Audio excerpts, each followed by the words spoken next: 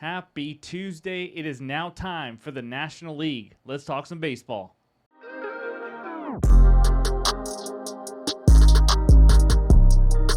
What's going on, everyone? Welcome back in to another episode for Just a Bet Outside. I'm your host, Steven, and we're back to talk some more MLB playoffs. We got two NLDS series. We got a lot to talk about. So, American League, congrats to the Tigers and the Royals. How about the Royals stealing a game in New York? That is just wild. If the Royals win that series, I don't know what to tell you. That'd be insane. But we'll talk some National League today. But a quick heads up. NHL regular season is here. That means the first best bets video of the regular season is out now on the channel. Thanks to Karan. Go show him some support. He's going to give you guys some winners this year and hopefully just have a ton of fun doing it. So go check that one out.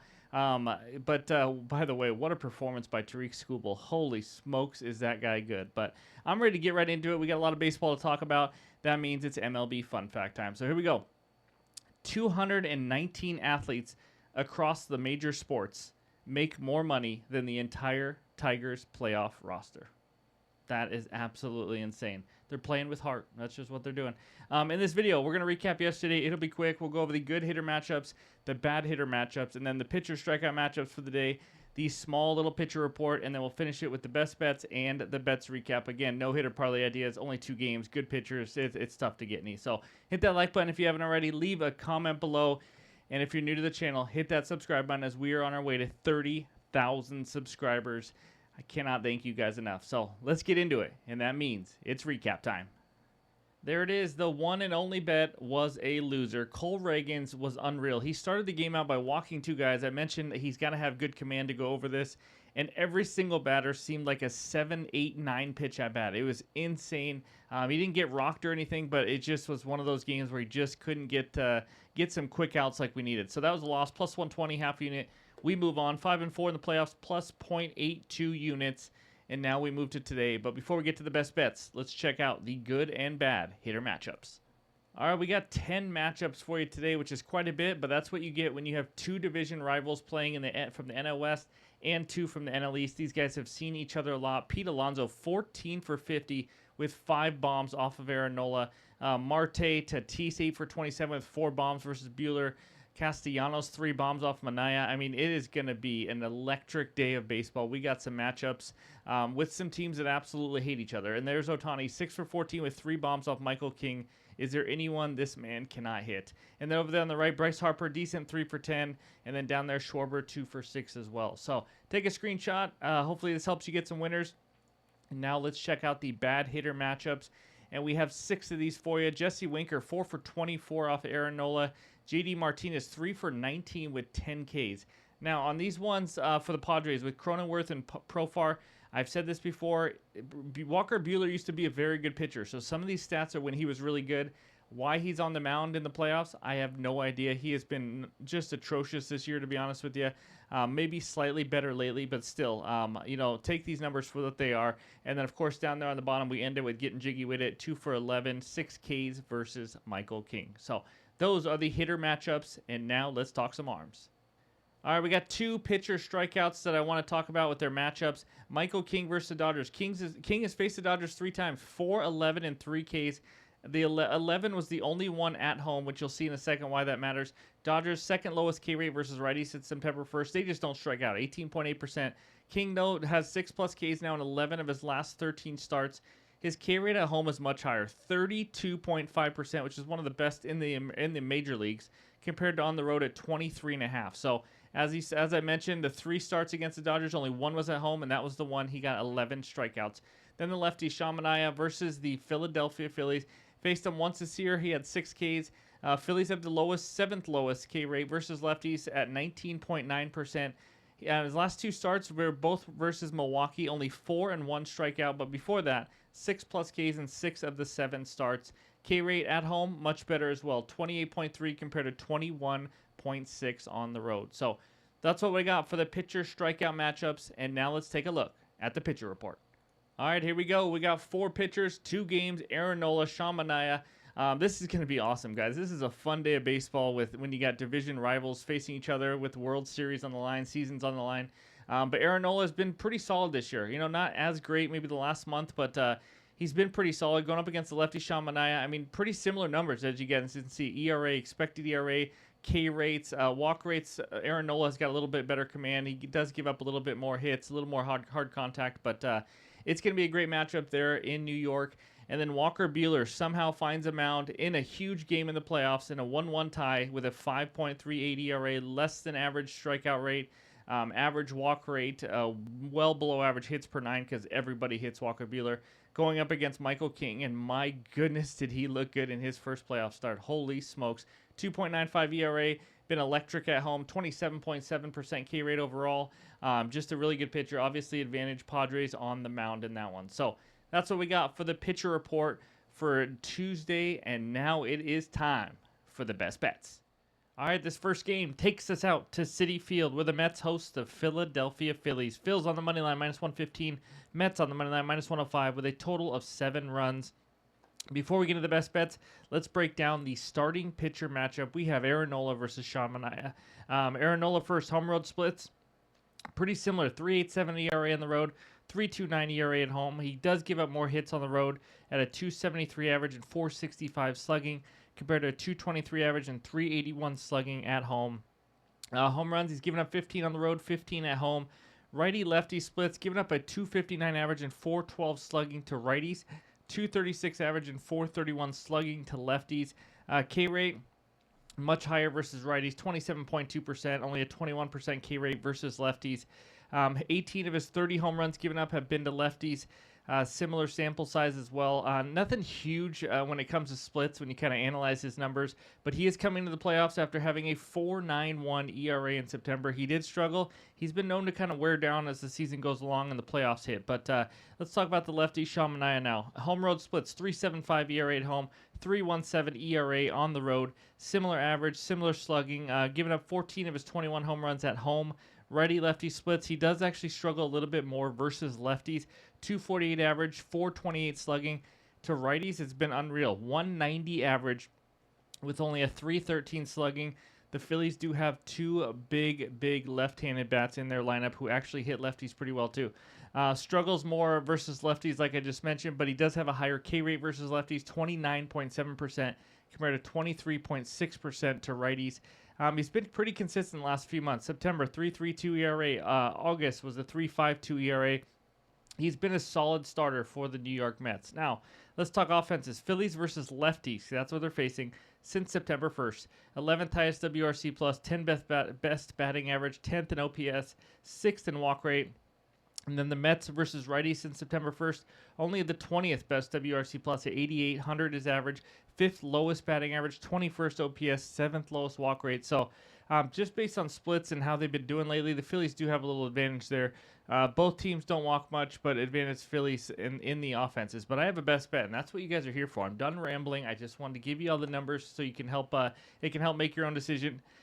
But give me the Mets on the freaking money line at -105 on DraftKings. Again, a half-unit play. It's a pretty straightforward bet here. You heard all the numbers. Mets have been the better team, though, in the second half of the season. They have faced Nola a ton. I think that's going to pay off having so many at-bats against them, so much familiarity in the playoffs. And this is crazy, but after 5 games in the playoffs, this is going to be the Mets' first home game. That's right. Citi Field is going to be absolutely bonkers in this one. I just cannot see the Phillies coming in to this Mets team and winning. Manaea, trusted me at home. Like I said, 190 average to righties. Just got to get through Schwarber and Harper, and it looks like they're trying to pitch around Harper quite a bit here in this series. Even though I've given you all the numbers, there's really not much more to give you other than this. This is kind of a gut pick. This Mets team is special. I don't know what to say about it. Sometimes you just have to go with your gut. The numbers are there, and I went off some of that as well.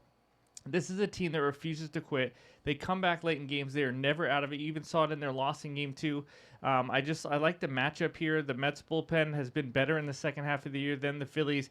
And if you haven't noticed in the first 2 games, the Mets hitters are not fooled by the Phillies bullpen arms. I mean, they're just absolutely not. They're already crushing them in both games. This is going to be a very tough environment for Philly and for Aaron Nola, who's been kind of wearing down a little bit. So I love this price here as an underdog. Give me the Mets on the money line at -105 as my first best bet. All right, this second one takes us out to San Diego, where the Fathers are hosting the LA Dodgers. Pods on the money line, -155. Dodgers on the money line plus 130 with a total of 7.5 runs. If you are not excited to watch this game, you might want to check your pulse because my freaking goodness, is this a good series? These teams hate each other, and I hope we see more hate and just a lot of electricity, a lot of fireworks today. It's going to be fun to watch, I'll tell you that. But let's go into the starting pitcher matchup. Walker Buehler versus Michael King. First, let's break down Ferris Bueller. Home road splits, a horrendous, and I mean horrendous, 6.53 ERA on the road, 4.60 ERA at home.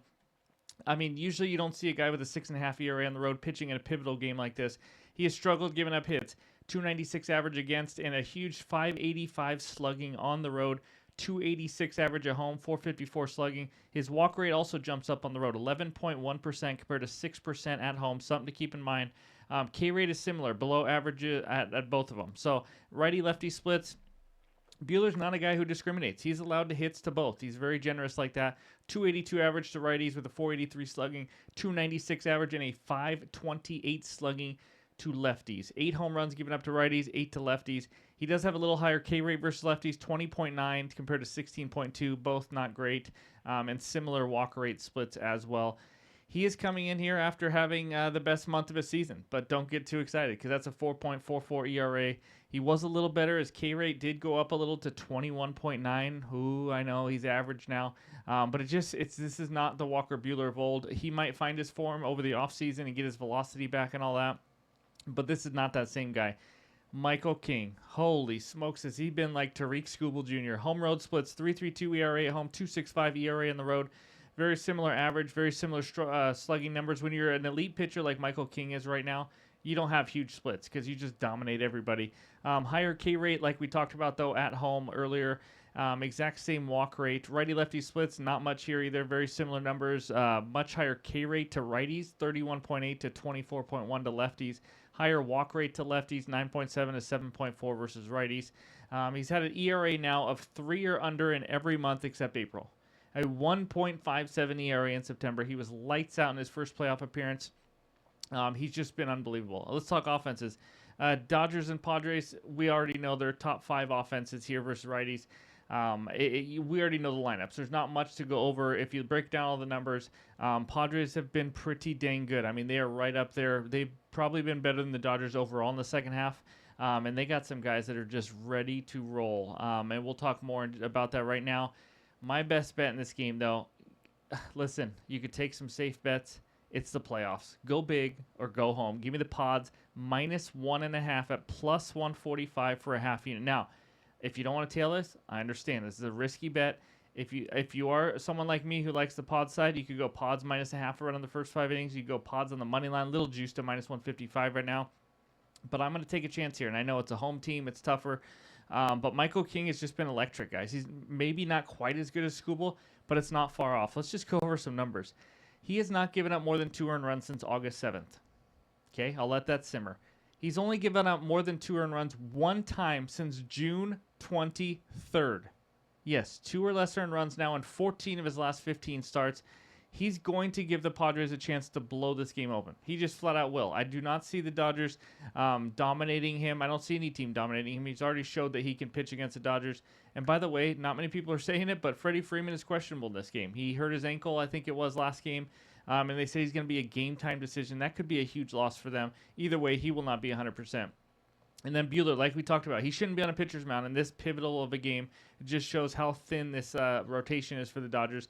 I expect the Padres offense to jump all over them. They have a team total line of 2.5 in just the first 5 innings. I think these boys are absolutely locked in right now. And I say these boys, they're my boys, because I took the Pods to win the World Series at plus 1,200 before this postseason. As you guys know, we are holding that ticket. We need this freaking win. But the Fathers have scored 24 runs now in 4 playoff games.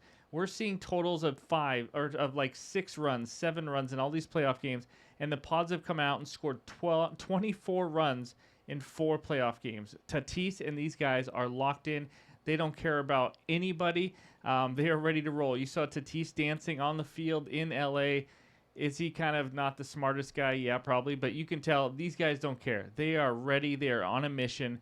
And then other than having a big starting pitcher advantage, the Pods have the best bullpen probably in the entire major leagues right now. You saw it in game 2 as well.